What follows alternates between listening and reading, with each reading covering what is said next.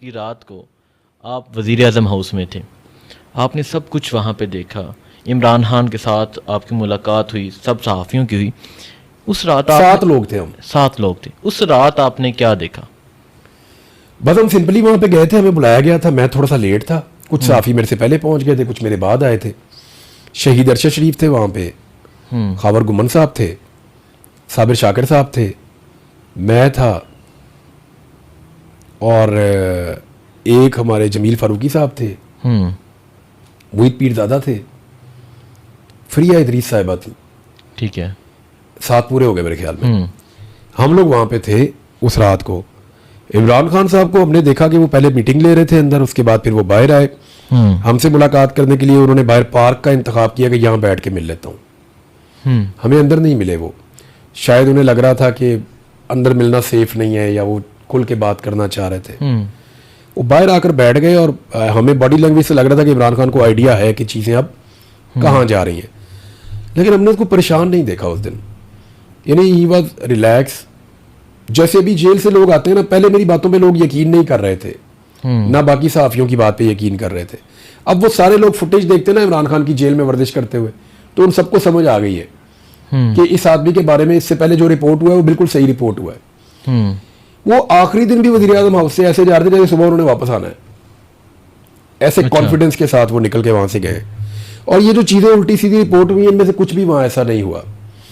وہ سائفر ہمیں دکھانا چاہتے تھے. ٹھیک ہے، انہوں نے کیبنٹ کی میٹنگ کے ذریعے سے اس کو ڈی کلاسیفائی کر دیا تھا، لیکن اس وقت سائفر وہاں سے لے کر کوئی بیوروکریٹ نکل گئے تھے. ٹھیک ہے، اور وہ پھر دکھا نہیں رہے تھے. بلکہ صحافیوں کو وہاں یہ بھی کہا گیا کہ اٹ کیریز ویٹ، آپ اس کو نہ دیکھیں. جو عملہ وہاں موجود تھا، کچھ لوگوں نے یہ کہا کہ آپ اس کو نہ دیکھیں. تو اس طرح کی چیزیں وہاں ہو رہی تھی. میں، ارشد شریف اور کچھ اور لوگ پہلے بیٹھے رہے، پھر آخر میں ہم 2 رہ گئے. پھر ارشد بھائی بھی چلے گئے. میں سب سے آخر میں وہاں سے نکلا. میں نے عمران خان کو واپس جاتے ہوئے بھی دیکھا. اچھا، واپس جب آخری رات کو جب عمران خان صاحب وزیر اعظم ہاؤس چھوڑ رہے تھے، میں نے ان کو واپس جاتے ہوئے دیکھا. بالکل ہی واز نارمل. اس کو کوئی ایسے تھا ہی نہیں کہ وہ پرائم منسٹر ہاؤس سے جا رہا ہے یا اس سے کوئی چیز چھن رہی ہے یا کوئی عہدہ اس سے چلا گیا ہے. پرواہ نہیں تھی. وہ بالکل بڑے ریلیکس ہو کے عمران خان صاحب واپس گئے. بلکہ ڈائری تھی ان کے پاس، تو وہ میں نے اسی دن وہ پوچھا ان سے لوگوں سے. میں نے کہا یہ خان صاحب کا سامان کدھر ہے؟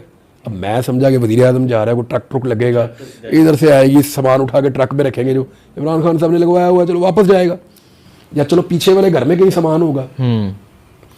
تو مجھے انہوں نے کہا جی نہیں اس کے پاس کچھ نہیں ہے. یہ شہباز گل بھی وہاں تھا. تو میں نے کہا جی وہ سامان ٹرک، انہوں نے کہا جی یہ ڈائری لے کے آندا جی، اور یہ ڈائری لے کے وزیر اعظم واپس جاتا ہے. تو یہ اس کے علاوہ اس کا یہاں کچھ بھی نہیں ہے. تو مجھے وہاں لوگوں نے کنفرم کیا. بلکہ مجھے وہ وزیر اعظم عملہ جو ہے وہ کہہ رہے تھے، کہتے کل تو اسی بھی اچھے کھانے کھاواں گے. اچھا، یعنی ان کو وہ سوپ پی کے بیچارے تباہ ہو گئے سارے. خان صاحب نے چائے پلا کے ان کے رنگ کالے کر دیے سارے وزیر اعظم اس کے. اس کے بعد بڑے دیگچے کے اندر یہ سوپ بنا لیتے تھے. جو آتا تھا چائے والے کپ کے اندر پہلے اسی کپ میں چائے پلاتے تھے، بعد میں دھو کے اسی کے اندر سوپ ڈال کے پلا دیتے تھے.